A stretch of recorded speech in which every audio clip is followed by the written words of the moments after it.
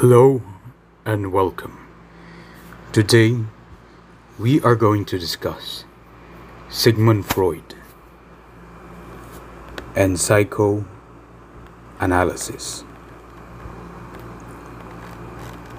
So first we will be discussing the biography of Sigmund Freud. Sigmund Freud was born either on March 6 or May 6, 1856, in Freiburg, Moravia, which is now a part of the Czech Republic. Scholars disagree on his birth date. The first date was about 8 months after the marriage of his parents. Freud was a firstborn child of Jacob and Amelia Nathanson Freud. Although his father had 2 grown sons, Emmanuel and Philip, from a previous marriage, Jacob and Amelia Freud had 7 other children within 10 years, but Sigmund remained the favorite of his young, indulgent mother, which may have partially contributed to his lifelong self-confidence. A scholarly, serious-minded youth, Freud did not have a close relationship with any of his younger siblings. He did, however, enjoy a warm, indulgent relationship with his mother, leading him in later years to observe that the mother-son relationship was the most perfect, the most free from ambivalence of all human relationships. When Sigmund was 3, the 2 Freud families left Freiburg. Emmanuel's family and Philip moved to England, and the Jacob Freud family moved first to Leipzig and then to Vienna, the Austrian capital. Remained Sigmund Freud's home for nearly 80 years, until 1938, when the Nazi invasion forced him to emigrate to London, where he died on September 23, 1939.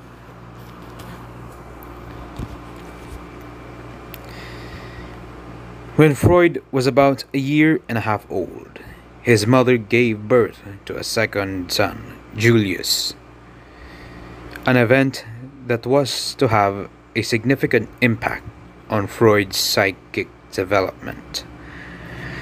Sigmund was filled with hostility toward his younger brother, and harbored an unconscious wish for his death. When Julius died at 6 months of age, Sigmund was left with feelings of guilt at having caused his brother's death. When Freud reached middle age, he began to understand that his wish did not actually cause his brother's death, and that children often have a death wish of a younger sibling. This discovery purged Freud of the guilt he had carried into adulthood, and by his own analysis contributed to his later psychic development. Freud was drawn into medicine, but not because he loved medical practice, but because he was intensely curious about human nature. He entered the University of Vienna medical school with no intention of practicing medicine. Instead, he preferred teaching and doing research in physiology, which he continued even after he graduated from the university's Physiological Institute. Freud might have continued this work indefinitely had it not been for two factors. First, he believed that as a Jew, his opportunities for academic achievement would be limited. Second, his father, who helped finance his medical school expense, became less able to provide monetary aid. Reluctantly, Freud turned from his laboratory to the practice of medicine. He worked for 3 years in the General Hospital of Vienna, becoming familiar with the practice of various branches of medicine, including psychiatry and nervous diseases. In 1985, he received a traveling grant from the University of Vienna and decided to study in Paris with a famous French neurologist, Jean-Martin Charcot. He spent 4 months with Charcot, from whom he learned the hypnotic technique for treating hysteria, a disorder typically characterized by paralysis or the improper functioning of certain parts of the body. Through hypnosis, Freud became convinced of a psychogenic and sexual origin of hysterical symptoms.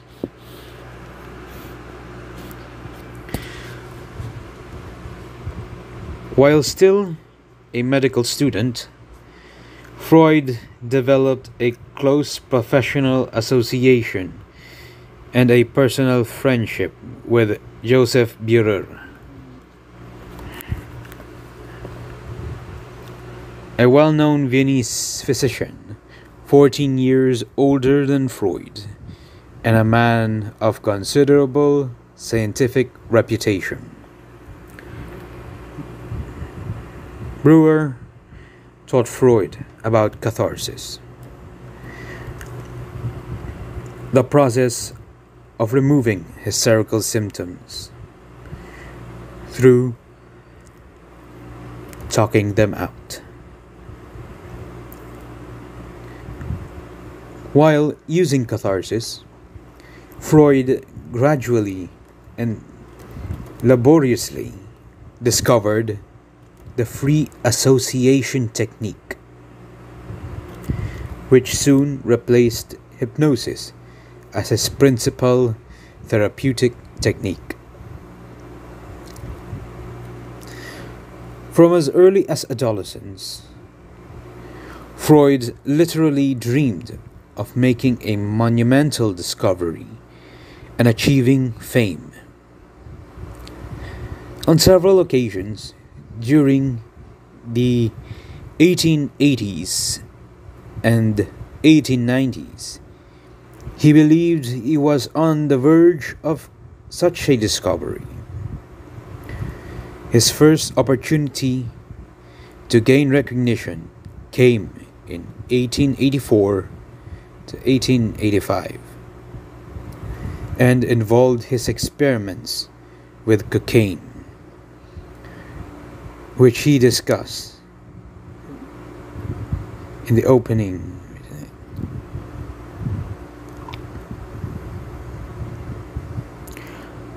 Freud's second opportunity for achieving some measure of fame came in 1886, after he'd returned from Paris, where he learned about male hysteria from Charcot.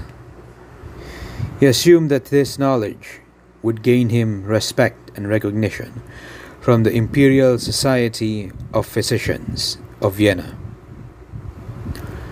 whom he mistakenly believed would be impressed by the young Dr. Freud's knowledge of male hysteria. Early physicians had believed that hysteria was strictly a female disorder because the very word had the same origins as uterus and was the result of a wandering womb, with the uterus traveling throughout women's bodies and causing various parts to malfunction.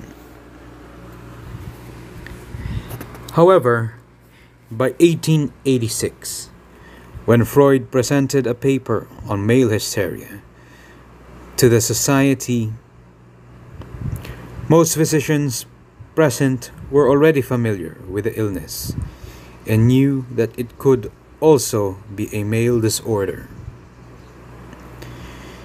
Because of originality was expected, and because Freud's paper was a rehash of what was already known, the Viennese physicians did not respond well to the presentation. Also, Freud's constant praise of Charcot, a Frenchman, cooled the Viennese physicians to his talk.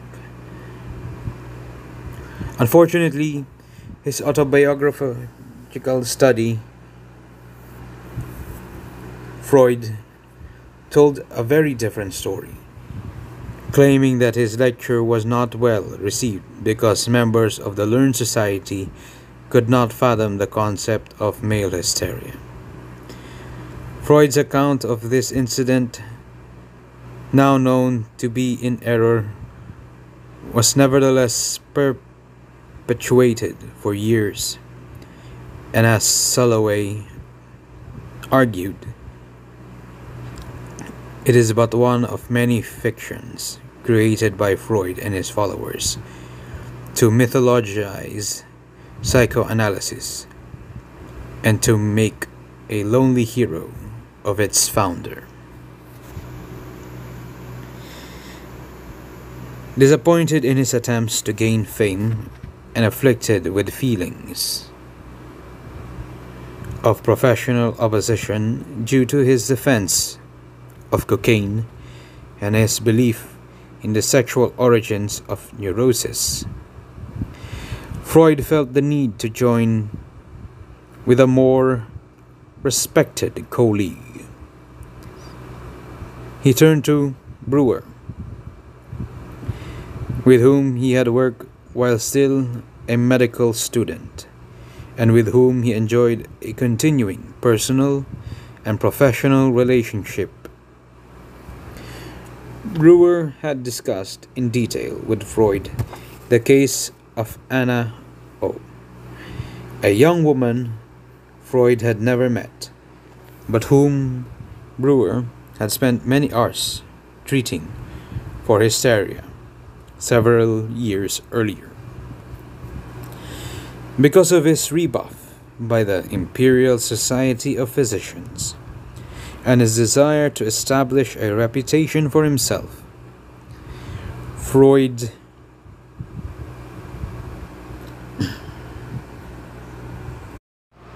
urged Breuer to collaborate with him in publishing an account of Anna O. and several other cases of hysteria.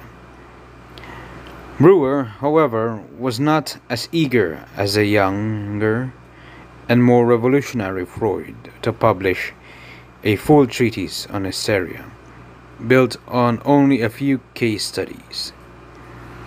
He also could not accept Freud's notion that childhood sexual experiences were the source of adult hysteria. Finally, and with some reluctance, Breuer agreed to publish with Freud Studies on Hysteria.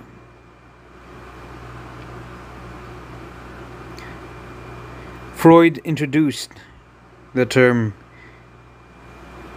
psychoanalysis, and during the following year, he began calling his approach psychoanalysis. At about the time Studies on Hysteria was published, Freud and Breuer had a professional disagreement and became estranged personally. Freud then turned to his friend Wilhelm Fliess, a Berlin physician who served as a sounding board for Freud's newly developing ideas.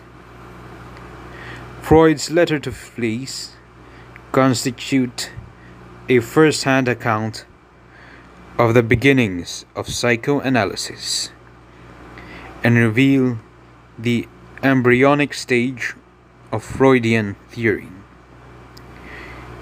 Freud and Fliess had become friends in 1887, but the relationship became more intimate following Freud's break with Breuer. During the late 1890s, Freud suffered both professional isolation and personal crisis. He had begun to analyze his own dreams, and after the death of his father in 1896, he initiated the practice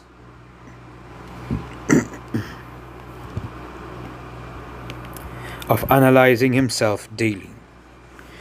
Although his self-analysis was a lifetime labor, it was especially difficult for him during the late 1890s. During this period, Freud regarded himself as his own best patient. In August of 1897, he wrote to Fliess, "The chief patient I am preoccupied with is myself. The analysis is more difficult than any other. It is in fact what paralyzes my psychic strength."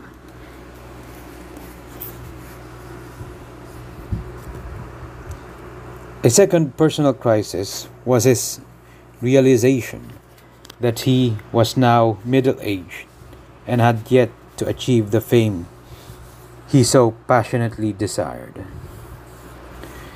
During this time, he had suffered yet another disappointment in his attempt to make a major scientific contribution. Again, he believed himself to be on the brink of an important breakthrough with his discovery that neuroses have their etiology in a child's seduction by a parent.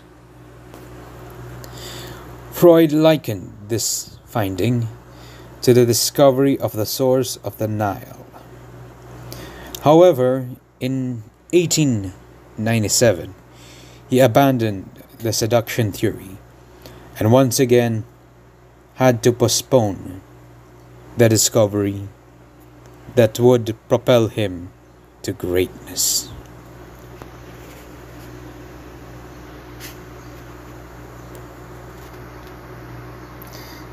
In a letter dated September 21, 1897 to Wilhelm Fliess, he gave 4 reasons why he could no longer believe in his seduction theory. First, he said the seduction theory had not enabled him to successfully treat even a single patient. Second, a great number of fathers, including his own, would have to be accused of sexual perversion because hysteria was quite common, even among Freud's siblings. Third, Freud believed that the unconscious mind could probably not distinguish reality from fiction, a belief that later evolved into the Oedipus complex. And fourth, he found that the unconscious memories of advanced psychotic patients almost never revealed early childhood sexual experiences. After abandoning his seduction theory, and with no Oedipus complex to replace it, Freud sank even more deeply into his midlife crisis. Despite these difficulties, Freud completed his greatest work, Interpretation of Dreams, in 1953. During this period, this book, finished in 1899, was an outgrowth of his self-analysis, much of which he had revealed to his friend Wilhelm Fliess. The book contained many of Freud's own dreams, some disguised behind fictitious names. Almost immediately after the publication of Interpretation of Dreams, his friendship with Fliess began to cool, eventually to rupture in 1903. This breakup paralleled Freud's earlier estrangement from Breuer, which took place almost immediately after they had published studies on hysteria together. It was also a harbinger of his breaks with Alfred Adler, Carl Jung, and several other close associates.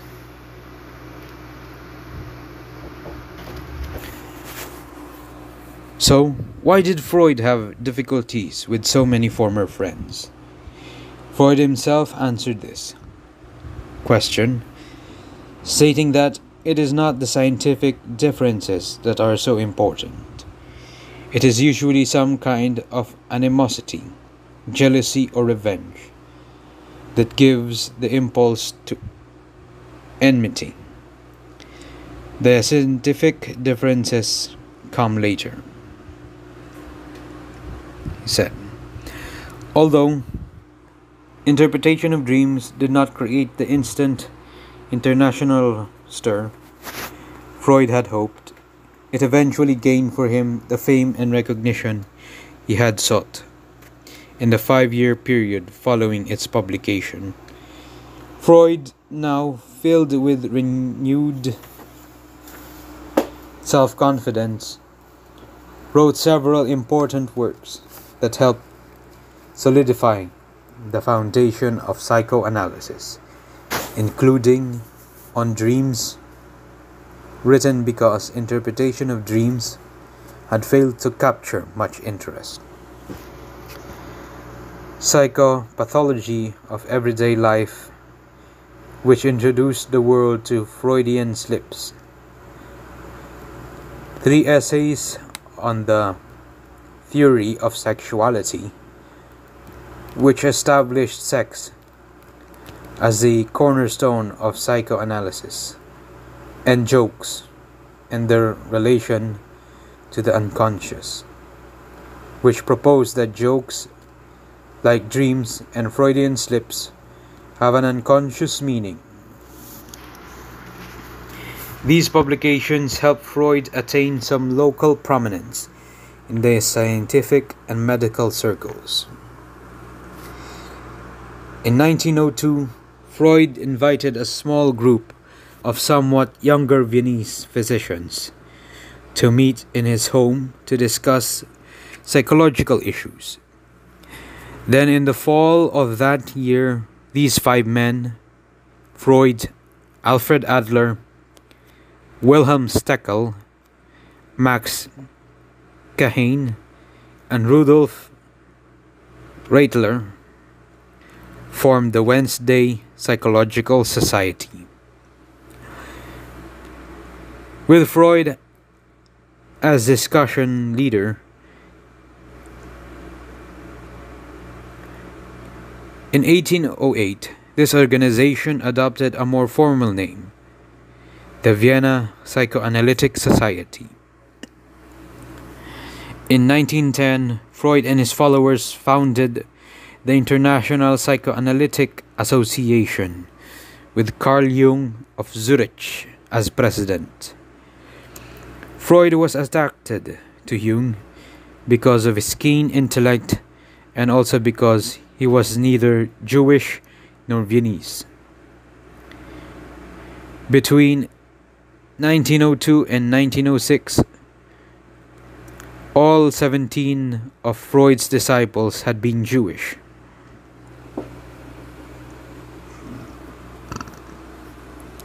And Freud was interested in giving psychoanalysis a more cosmopolitan flavor, although Jung was a welcomed addition to the Freudian circle and had been designated as the crown prince and the man of the future. He, like Adler and Scattel before him, eventually quarreled bitterly with Freud and left the psychoanalytic movement. The seeds of disagreement between Jung and Freud were probably sown when the two men, along with Sander Ferenczi, traveled to the United States in 1909 to deliver a series of lectures at Clark University near Boston. To pass the time during their travels, Freud and Jung interpreted each other's dreams, a potentially explosive practice that eventually led to the end of their relationship in 1913. The years of World War I were difficult. For Freud, he was cut off from communication with his faithful followers. With psychoanalytic practice dwindled, his home was sometimes without heat, and he and his family had little food. After the war, despite advancing years and pain suffered from 33 operations for cancer of the mouth, he made important revisions in his theory. The most significant of these were the elevation of aggression to a level equal to that of the sexual drive,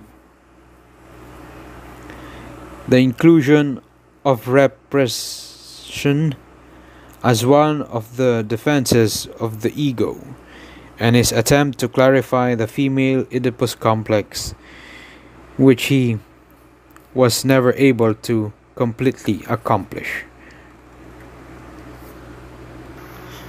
In addition to balancing his emotional life between an intimate friend and a hated enemy, Freud possessed an outstanding talent as a writer, a gift that helped him become a leading contributor to 20th century thought. He was a master of the German tongue and knew several other languages. Although he never won the coveted Nobel Prize for Science, he was awarded the Goethe Prize for Literature in 1930. Freud also possessed intense intellectual curiosity, unusual moral courage,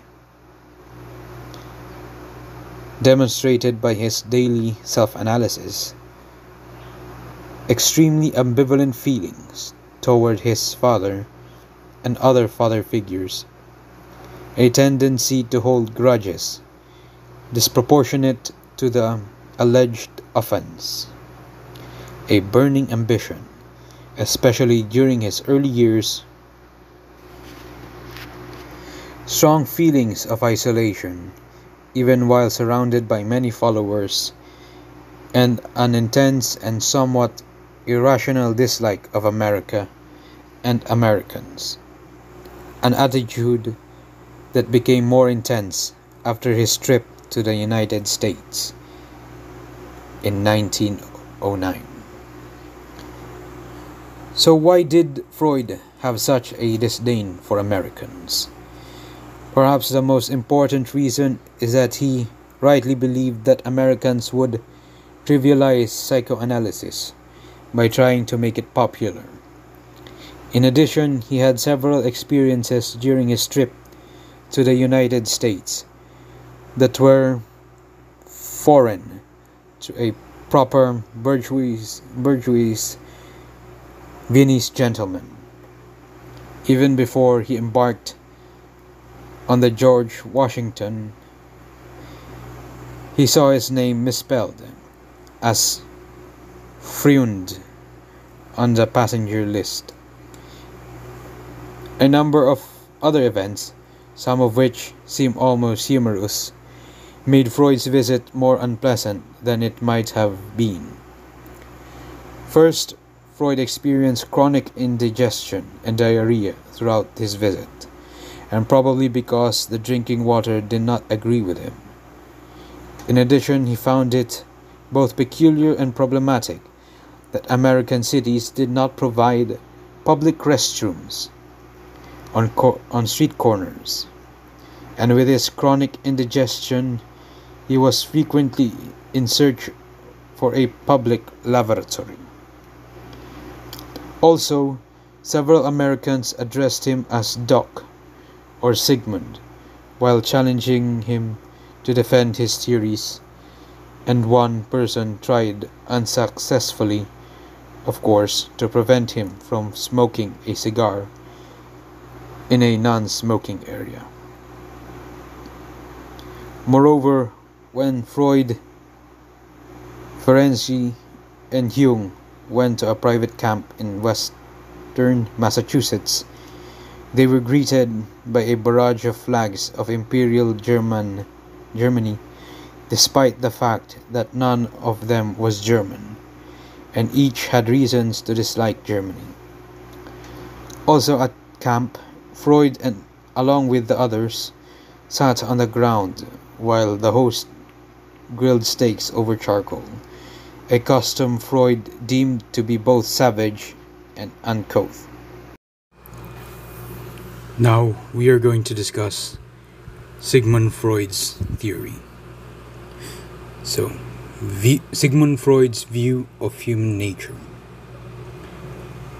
Freud's view of human nature is considered to be dynamic, meaning that there is an exchange of energy and transformation. Freud used the term catharsis to describe this release of this energy. Freud saw the personality as composed of a conscious mind, a preconscious mind, and an unconscious mind. The conscious mind has knowledge of what is happening in the present. The preconscious mind contains information from both the unconscious and the conscious mind. The unconscious mind contains hidden or forgotten memories or experiences.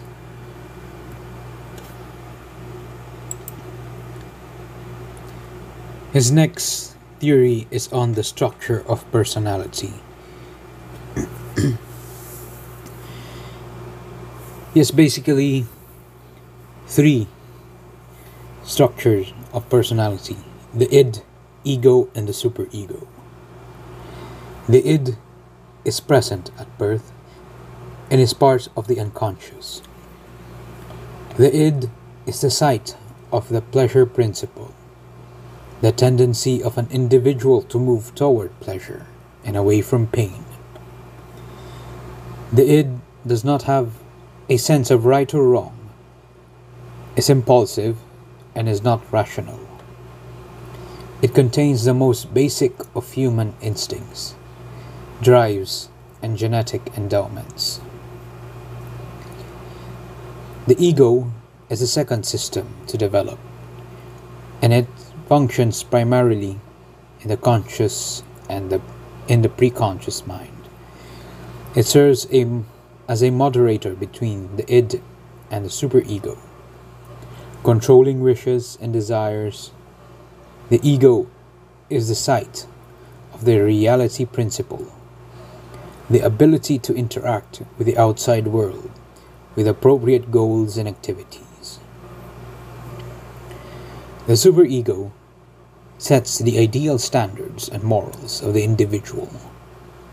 The superego operates on a moral principle which rewards the individual for following parental and societal dictates.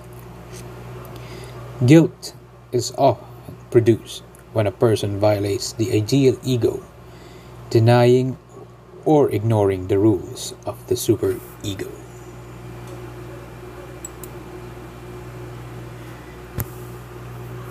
Freud's next theory is on the developmental stages of life. The first stage of Sigmund Freud's psychosexual stages is the oral stage, which has the age range of 0 to 1 year old, and here children derive pleasure from oral activities, including sucking and tasting. They like putting things in their mouth. The second stage is the anal stage. From the age range of 2 to 3 years old, here the child begins potty training. The third stage is the phallic stage. From ages 3 to 6 years old, in this stage, boys are more attracted to their mother, while girls are more attracted to their father. In the next stage, which is the latency stage, the age range of this stage is from 6 years old to puberty. Here, children spend more time and interact mostly with the same-sex peers.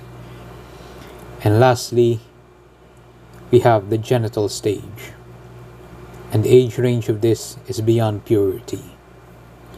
Here, individuals are attracted to the opposite sex peers.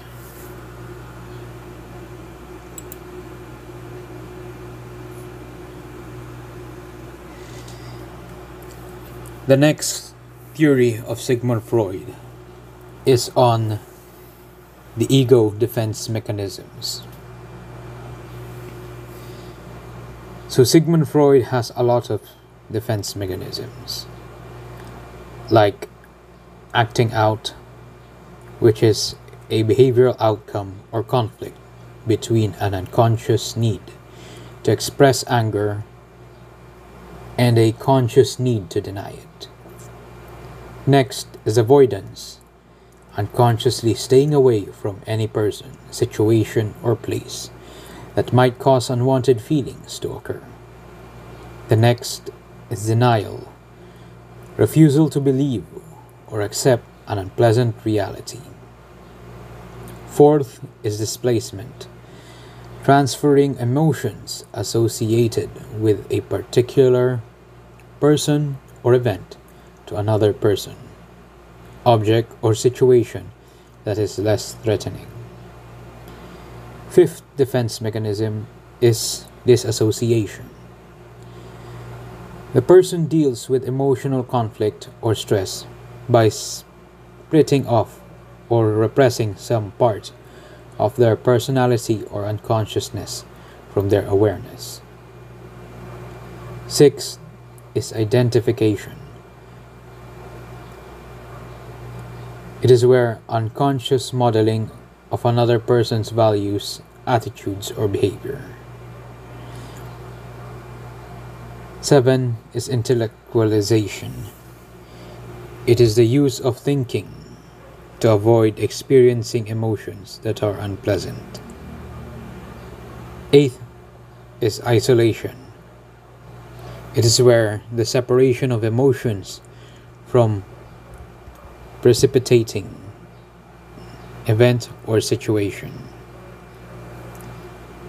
9 is projection. It is where you are attributing one's acceptable or one's unacceptable or anxiety provoking feelings, thoughts, and characteristics to another person. 10 is realization. It is where you are attempting to justify your actions by presenting reasons that sound logical. 11th is reaction formation. It is where you are adopting behavior or feelings that are exactly the opposite of your once true emotion. The next is repression. It is where you deal with emotional conflict or stress by forcing out any thoughts or impulses, experiences, or memory from conscious awareness. And lastly, we have sublimation. It is where you are substituting constructive and socially acceptable behavior for strong impulses not acceptable in their original form.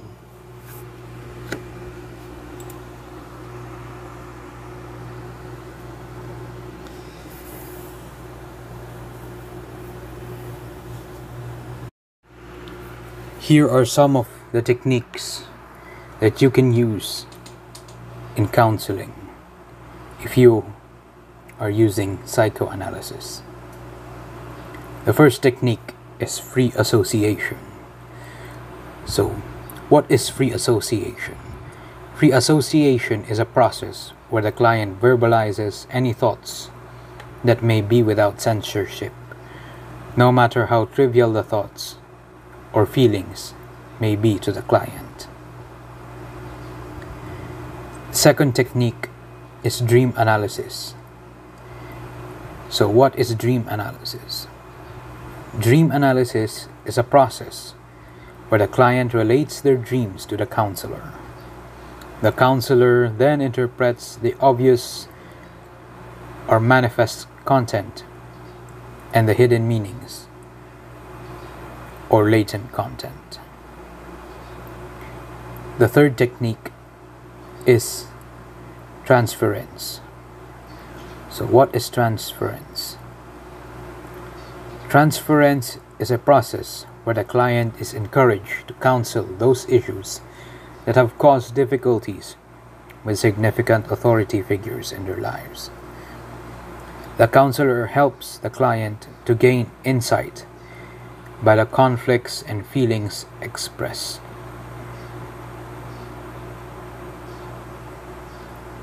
Fourth technique is analysis of resistance.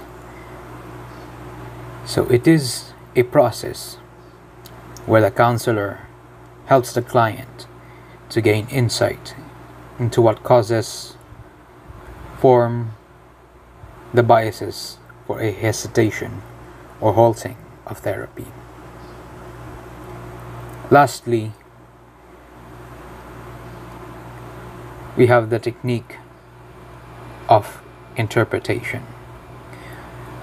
So, interpretation is a process where the counselor helps the client to gain insight into past and present events. So those are the techniques used in counseling for psychoanalysis. Thank you.